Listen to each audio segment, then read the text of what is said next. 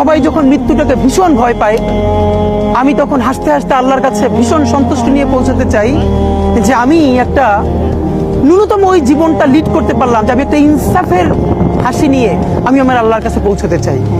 সুতরাং আগামী 50 বছর বাঁচলাম, কোনো ইম্প্যাক্ট তৈরি হলো না আমার দিয়ে, দেশের জন্য, রাষ্ট্রের জন্য, উম্মার জন্য, জাতির জন্য। কিন্তু আমি ধরেন 5 বছর বাঁচলাম, সেটার মধ্য দিয়ে যদি আগামী 50 বছরের ইম্প্যাক্ট তৈরি হয়, তাহলে অনেকদিন বেঁচে থাকায় কি সাফল্যের বলেন? শহীদ প্রেসিডেন্ট জিয়াউর রহমান কয়টা দিন বেঁচেছেন, কিন্তু ভাবেন আজকে পর্যন্ত উনি আমার অনুপ্রেরণা। হাঁটতে হাঁটতে আমার পা ফুলে যায়। আমি, আমার টিম সেদিনকে ব্যাগের মধ্যে জুতো নিয়ে তারপরে একটা শপিং মলে ঘুরছিলাম, মানে পা ফুলে গেছে, পা জুতোয় ঢুকাতে পারছিলাম না।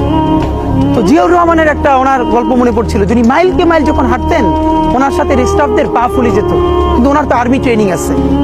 তখন তাকে বলতো, স্যার আপনার তো আর্মি ট্রেনিং, আমরা তো আর পারি না। এই জন্য ওনাকে মানুষ রাখাল রাজা বলতো।